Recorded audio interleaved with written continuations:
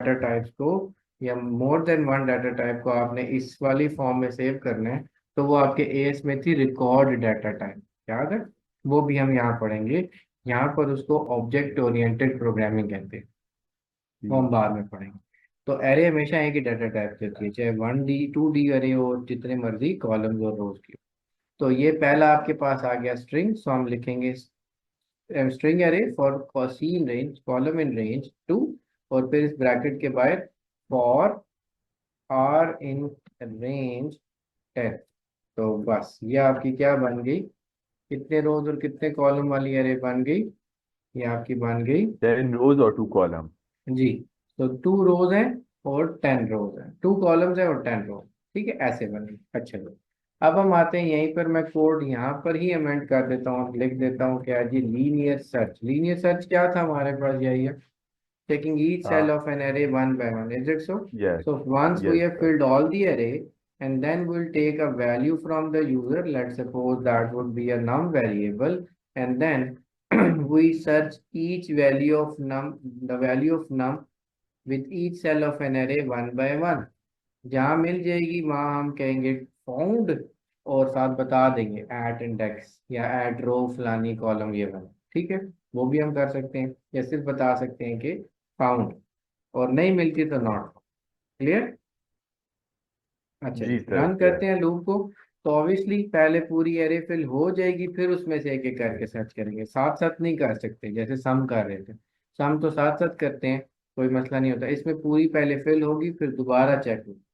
सो ये हमने double loop लगाया था, नेस्टेड लूप लगाया था टू फिल एन एरे। अब दोबारा मैं इसी लूप को कॉपी कर लेता हूँ, so that will move between first row first column first row second column first row third column।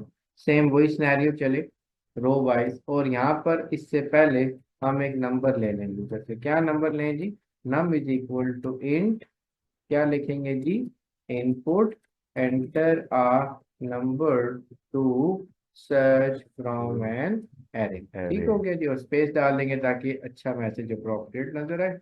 यहाँ पर हम कर देंगे एंटर, और नेस्टेड लूप के अंदर हम करेंगे इफ डाटा एरे की फर्स्ट रो फर्स्ट कॉलम, फिर इस तरह ये साथ साथ चेंज होता जाएगा।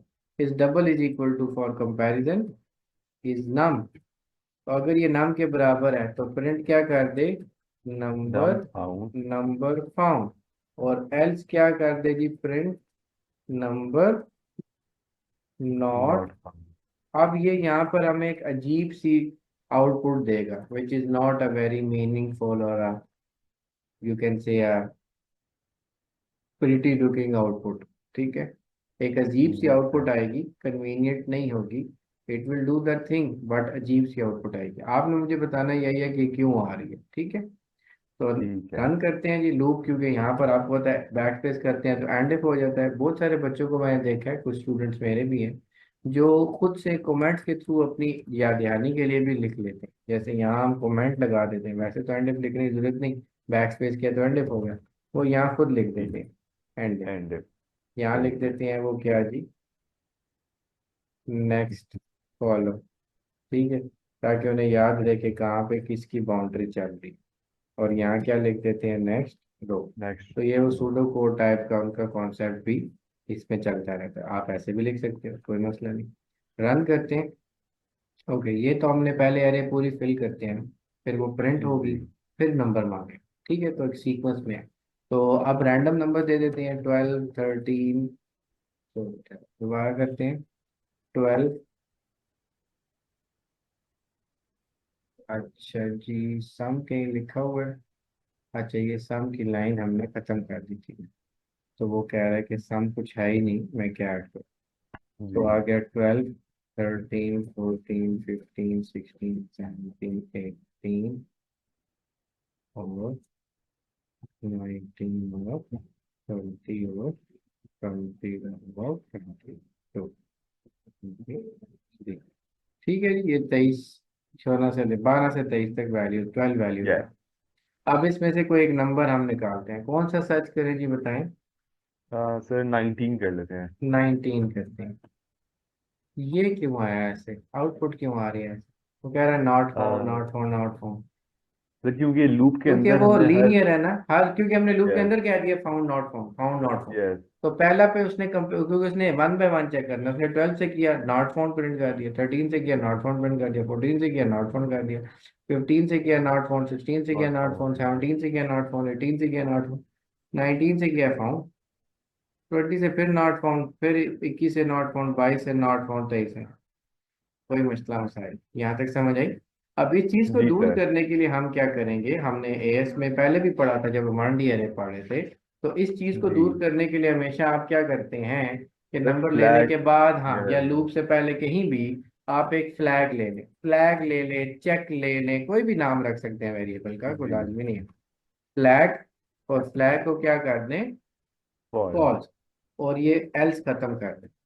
और फ्लैग को फिर आप क्या कर दें, फ्लैग को क्या कर दें जी, ट्रू कर दें। फ्लैग को क्या कर दें, ट्रू। तो अगर ट्रू। नंबर मिल गया तो फ्लैग ट्रू हो जाएगा और बता देगा नंबर फाउंड। और जब ये लूप खत्म हो जाए, सब कुछ खत्म हो जाए, हम कहें इफ अगर flag is double is equal to false, इसका मतलब है कि शुरू में अगर फ्लैग फॉल्स किया और खत्म होने के बाद भी लूप में फ्लैग क्या रहा, फॉल्स ही रहा, एक निशानी जो फिर हमने रखी, नंबर नॉट इंडिकेटर फाउंड। हमने रखा, तो इसका मतलब है कि वो कभी ट्रू में गया ही नहीं। ट्रू जी। मिलेगा तो ट्रू में जाएगा, ट्रू होगा वो, इसका मतलब है वो कभी देन में ही नहीं गया। तो फिर हम यस। कर देंगे print number not, number not found. ठीक है जी। अब रन करते यस। हैं। बट हमने इतनी बड़ी ले ली है तो अब हमें नंबर भी देने ही पड़ेंगे। तो हम जी। वो भी बाद में कर लेंगे कि मैन्युअली कैसे नंबर ऐड होते हैं, पहले से ही अरे में नंबर डाल। अब हम 9 एंटर करते हैं, तो क्या कहेगा, नंबर फाउंड। ठीक है जी। और आप यहाँ यस। पर नंबर फाउंड के बाद ऐसे लिख सकते हो, नंबर फाउंड ऑन इंडेक्स, यानी हम लिखते हैं नंबर फाउंड ऑन रो, और किसकी वैल्यू लिख देंगे, रो प्लस वन, जी। और कॉलम, ये क्यों मैंने किया, प्लस वन सर क्यों किया। क्योंकि वो जीरो से शुरू हो हाँ रहा है जी, वो जीरो से, ब्रैकेट तो पे। असल में अगर काउंटिंग में करें तो ये क्या बनती है, अगर लेट से ये वाला नंबर है तो वो बनेगा रो जीरो और कॉलम वन। पर वन। अगर नॉर्मली यूजर काउंटिंग इसकी करेगा तो यूजर के लिए तो ये पहली रो कॉलम भी और वन दूसरा भी और रो भी कॉलम है। वन। ठीक हाँ है, जी उसके दोनों लिए तो ये जी। पहली रो और दूसरा इसलिए हमने दोनों में प्लस वन करके यस। डिस्प्ले कर दिया, ताकि ये अच्छा सा आउटपुट आ जाए। कोई मुश्किल बात, नो सर समझ गया। पक्की बात है। यस तो सर। आज इसके लिए ही इतना बहुत है। इसकी थोड़ी सी यस। प्रैक्टिस करना है आपने।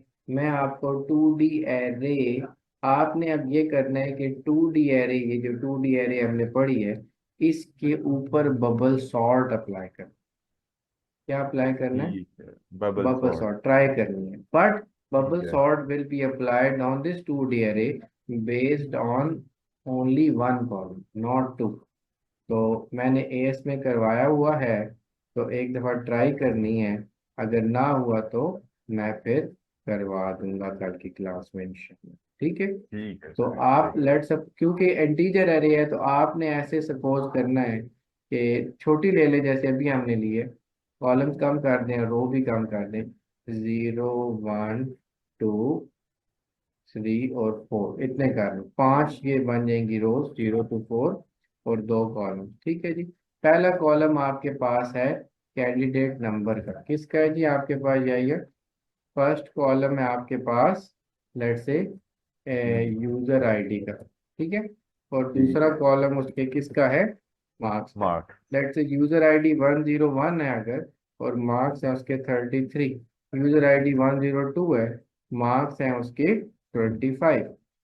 तो आपने मार्क्स के लिहाज से इसको असेंडिंग ऑर्डर में सॉर्ट करना है। तो आपने सेकंड कॉलम को चेक करना है।